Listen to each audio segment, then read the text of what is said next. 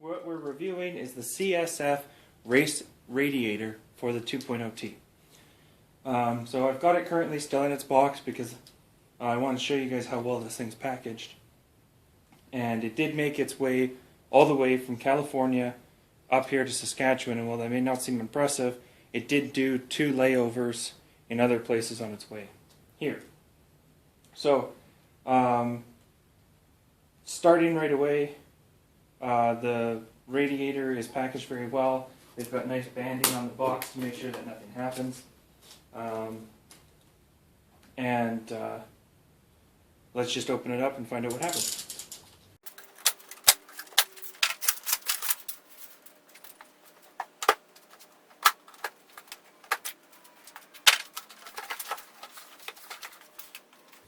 Alright, so already you guys can see that it's well packaged in foam, and that it actually includes a rad cap, which a lot of the competitors for CSF right now, they don't include a rad cap. You actually have to buy the radiator and then buy the rad cap on top of it, which is just another expense.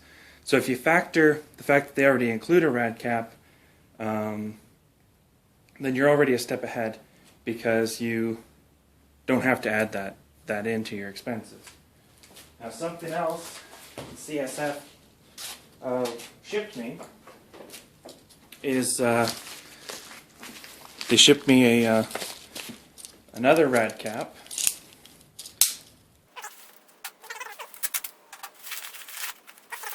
They actually shipped me another rad cap, which is this nice anodized aluminum piece, and it's rated to I think 16 psi.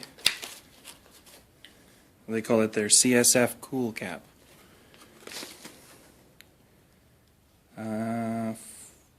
14 to 16 psi, and I believe this one here is at 16 psi. And we'll unpackage the radiator. So on top of them packaging it up really nicely, they also keep it in a bag to keep it clean, and they put a hard plastic cover over the radiator fins in order to make sure that they're not damaged during packaging, and especially that they're not damaged during unpackaging. So I'll turn the box and get the rest of the packaging off, and then we'll continue. Alright, so some people might be asking, why did you go with the CSF radiator when your build is already, I guess you could say, beyond budget? And that's because the main aspect of this build has always been do it right, and do it right the first time so you don't have to try and do it again.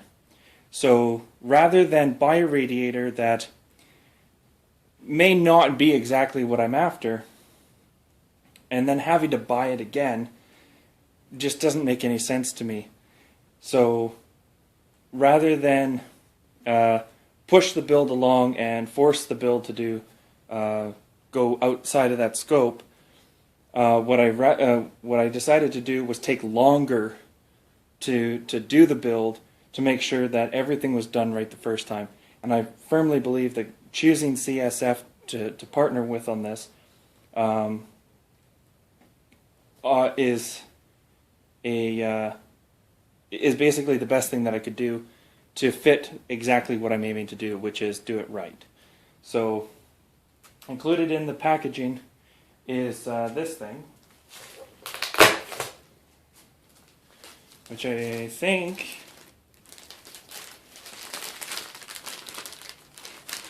is 2 different versions of Racer Bling. You got a black one and you got a white one, so whichever one suits your ride the best.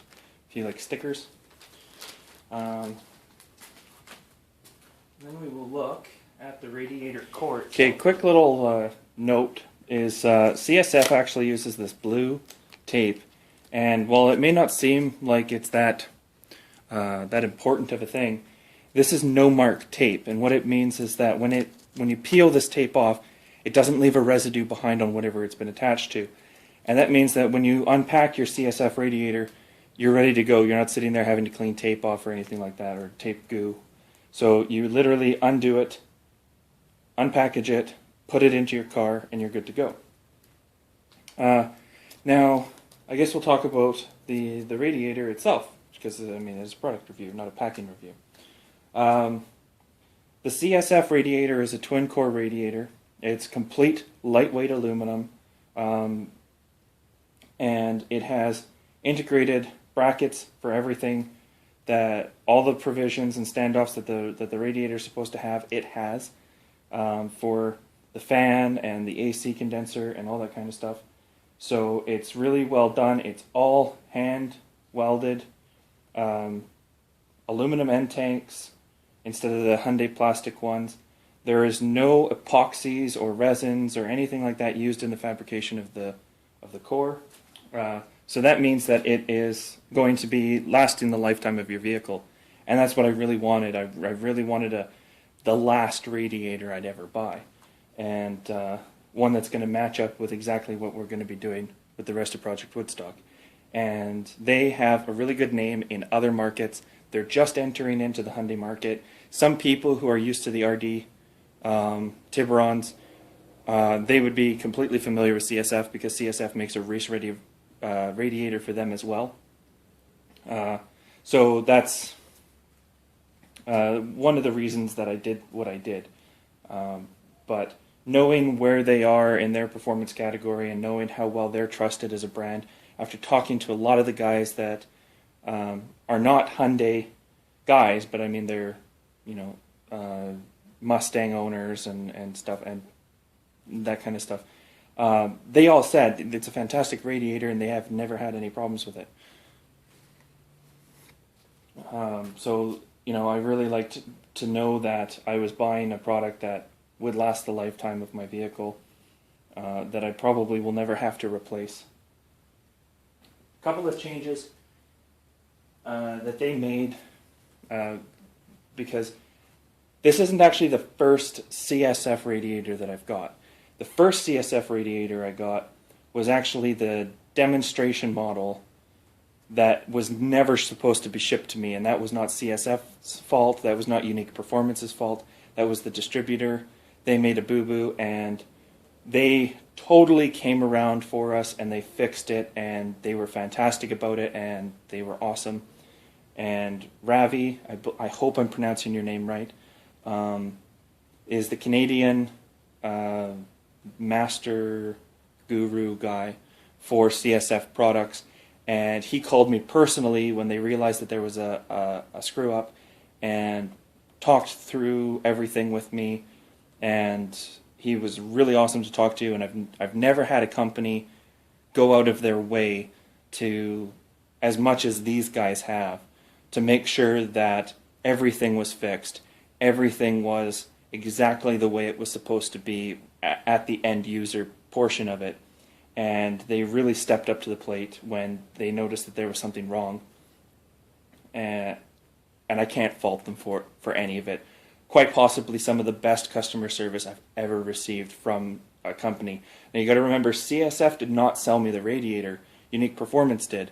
But CSF were the ones who called me after Rob at Unique Performance had informed everybody that, hey, that we've got an issue.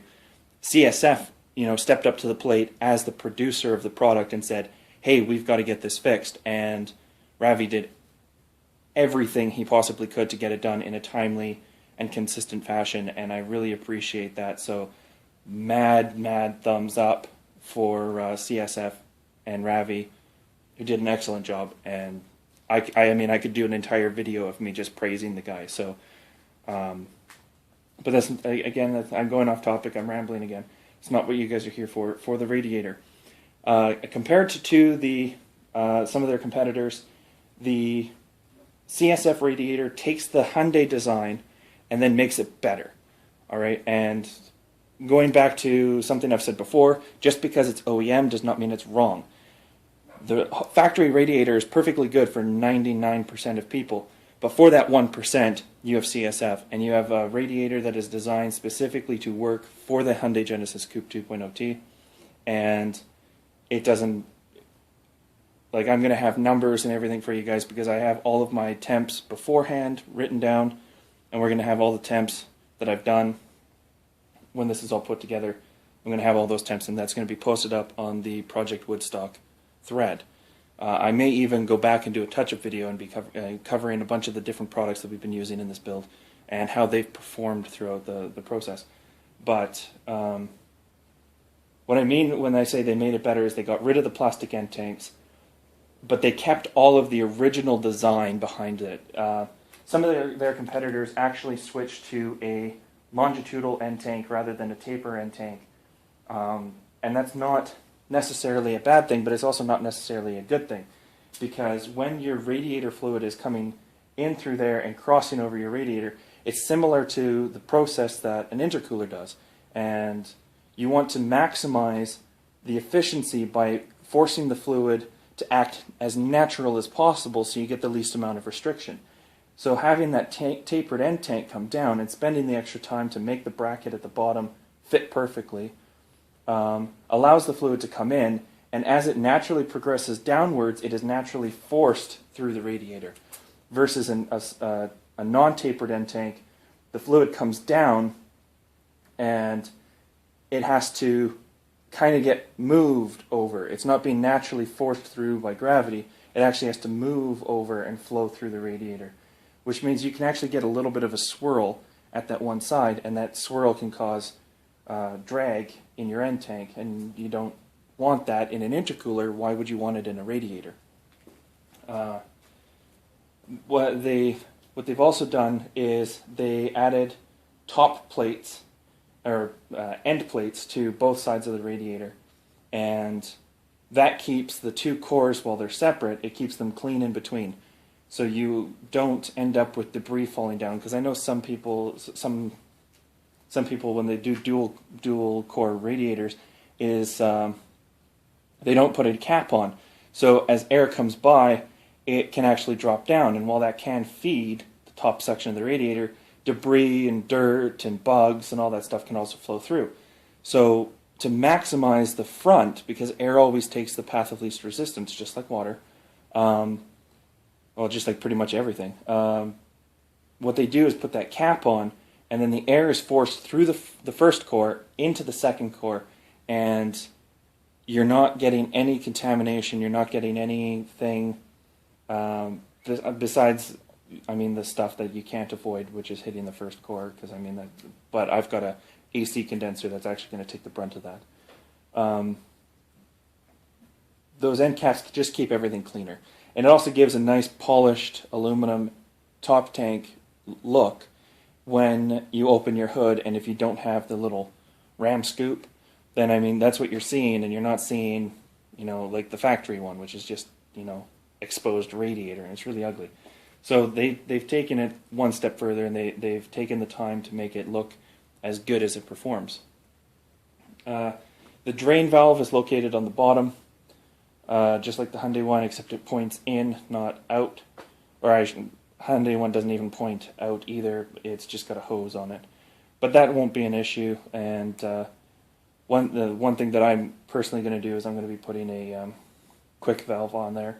But that's, you don't need to in any way, shape, or form. That's just because I'm neurotic like that. The other things they do is all of their standoffs are really thick. You'll notice here, I mean, that's like, I think it's about an inch thick.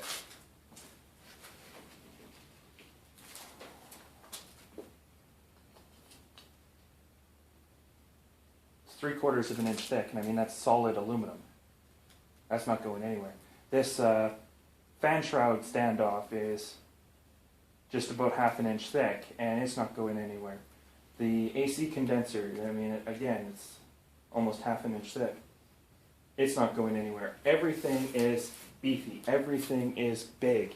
Everything is where it is supposed to be, and I like it. I like that, you know, instead of going, oh, we've got this minimalist view that we have to follow, it's got to be the lightest possible, they don't sacrifice longevity in order to produce a good performing radiator. They say the core is the king, and the king is only as good as the parts around it, the people around it. So they've made everything as proper and as supportive and as strong and durable as they possibly can. And that's the main reason why I went with these guys, is because they don't sacrifice longevity for performance, but they do still offer excellent performance. There's a video. If you want to know more about race style radiators or radiators in general, there will be a link in the description for Engineering Explained. The guy is really good at explaining things, quite possibly better. Well, yeah, better than me. And you just watch that video and you'll understand how a performance radiator maximizes what it needs to do. So we can be a little bit more specific now with the radiator and Project Woodstock, but actually no, we're not. We're going to save that for an actual different video. There won't be a how-to install on this radiator because I actually removed my factory radiator when I pulled the engine, and I'd really only be showing you guys how to install it. But we'll see what happens. I might throw a video together quickly explaining how everything sits together and whatnot. But this is the CSF radiator, supported by Unique Performance, and as far as I know, this is the very first one sold in Canada, because it's a new product. So Project Woodstock again gets the first of something, and I'm really, really excited to put this in. Something to note is there are counterfeits on the market, just FYI. CSF did not make me aware of this.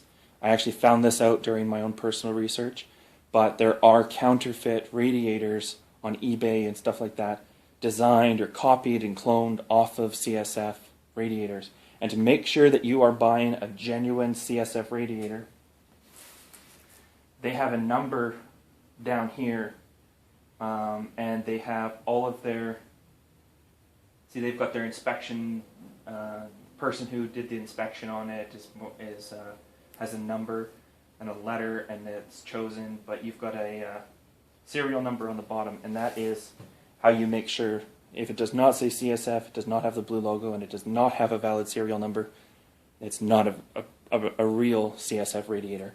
So don't get suckered by lower prices on places like eBay.